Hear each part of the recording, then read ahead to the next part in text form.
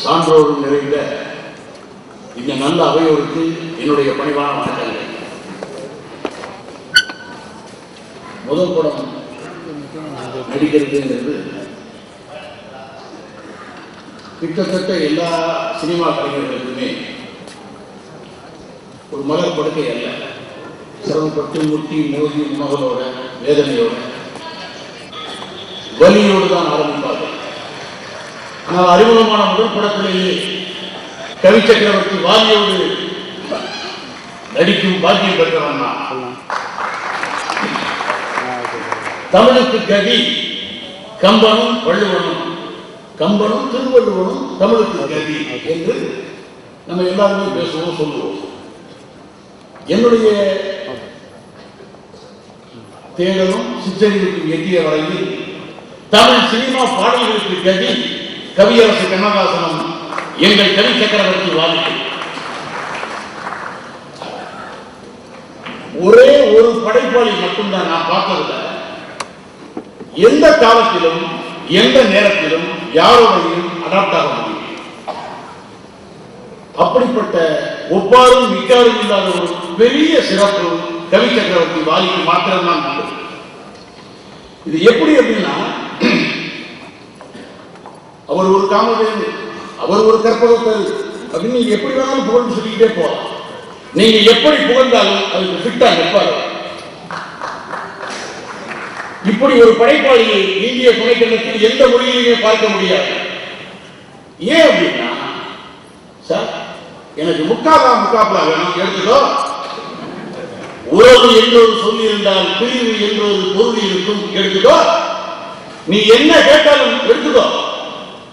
வாங்குபவன் எப்படியோ அப்படி என்னிடமிருந்து பொருள் வந்து விடும். அப்ப நீங்க பாண்டவர் பூமி, அவதார புருஷன், ராமானுஜ காவியம், இப்படி யாரும் தொடாத எல்லைகளை எல்லாம் தாண்டி சென்றவர் கவி சக்கரவர்த்தி வாலி. எனக்கு எதுவுமே பார்த்தால் உடனே ரசிக்கக்கூடிய ஒரு விஷயம் என்ன, ரொம்ப ஈர்க்கக்கூடிய ஒரு விஷயம் என்னன்னா, என்ன முகத்து பார்த்துக்கிட்டே இருக்க இல்லைன்னா, எனக்கு ஒரு நாடகம் நீங்க எழுதி கொடுத்தீங்கன்னா ரொம்ப நன்றியோட இருப்பேன். அது எழுதிடலாம். உனக்கு நாடகம் எழுதுறது ஒரு 10 நாள் எழுதி கொடுத்தாங்க. 10 நாள் ஆகுமா? சரி, உனக்கு என்ன நாடகம் எழுதுறதுன்னு யோசிக்கிறதுக்கு 9 நாள், எழுதுறதுக்கு 1 நாள்.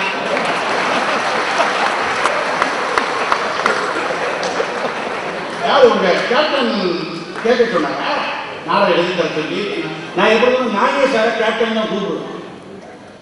இல்ல தேங்காய் சொன்னாங்க இல்லைண்ணா. எப்படி, அதாவது ஒரு சினிமா பாடலாசிரியர் உலக திரைப்பட அரங்குகள் அத்தனை பேருடைய உள்ளங்களிலும் கொள்ளை கொண்ட ஆக்கிரமித்துக் கொண்டிருக்கக்கூடிய ஒரு மாபெரும் படைப்பாளி நாடக கலையை மிகப்பெரிய ஆய்வனாக தமிழ் இலக்கியத்திற்கு தந்திருக்கிறார்.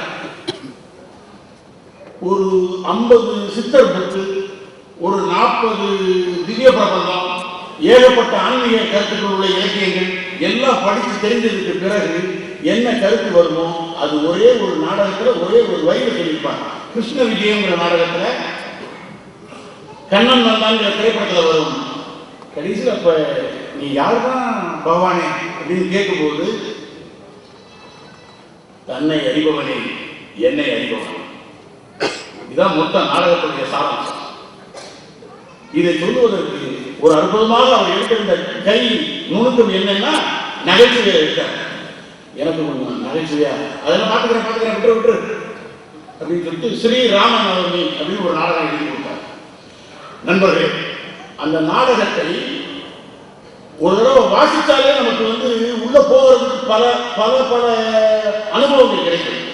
ஸ்ரீராம நவமி அப்படிங்கிற நாடகம் தெருக்கூத்து நாடக கலைஞரை பற்றியது.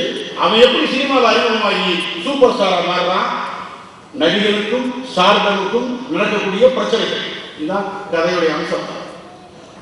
நான் பிச்சமூர்த்தியில் ஆரம்பித்து அத்தனை பெரியவர்களும் இவருக்கு சர்டிபிகேட் கொடுத்திருக்காங்க. எனக்கு தெரிந்து சினிமாவுடைய நிகழ்ச்சியில் உலகத்தில் எந்த ஒரு உணர்ச்சியும் நண்பர்களே உங்களுக்கு எல்லாம் தெரியாதது, நீங்களாம் பெரியவங்க, எனக்கு பேச இந்த இடத்தில் வாய்ப்பு கிடைத்ததே பெரிய பாக்கியமாக நான் கருதி கொண்டிருக்கிறேன். உலகத்தில் எந்த ஒரு உணர்ச்சியும் வெளியிலிருந்து தான் வரும். அடிச்சா கோபம் வரும், அந்த பக்கம் யாராவது ஜோக் அடிச்சாங்கன்னா நகைச்சுவை வரும். எல்லா உணர்ச்சியுமே வெளியே இருந்து தான் வரும். ஒரே ஒரு உணர்ச்சி மட்டும்தான் அகத்தில் இருக்கிறது, உள்ள இருக்கு.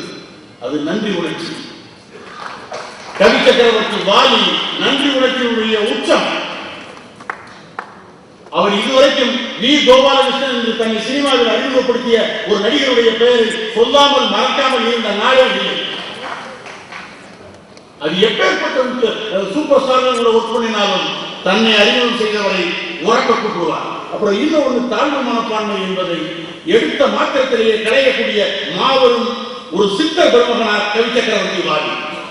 பின்னாடி எல்லாருக்கும் ஏன் நல்லா இருக்க வாங்க அப்படின்னு சொல்லி எல்லாருடைய பார்வையும் இந்த பக்கம் திரும்ப வைத்து அவனை உயர்த்தி பிடிப்பார். ஏன் தெரியுமா? பெரிய பெரிய கப்பல்கள் எல்லாம் நின்று கொண்டிருந்த கடலில் கட்டுமரத்தோடு நான் கடலை கடக்க இறங்கியவன் என்று எழுதுகிறவர் தான் கவி சக்கரவர்த்தி வாலி. தன்னம்பிக்கையுடைய மொத்த உச்சம். அதனாலதான் உலகம் பிறந்தது எனக்காக, ஓடும் நதிகளும் எனக்காக அப்படின்னு எழுத முடியும். ராத்திரி ஒரு 11 மணிக்கு ஒரு போன். வாழ்க காவிய கவிஞர் வாலி, கவி சக்கரவர்த்தி வாலி, வாழிய வாழியவே வணக்கம்.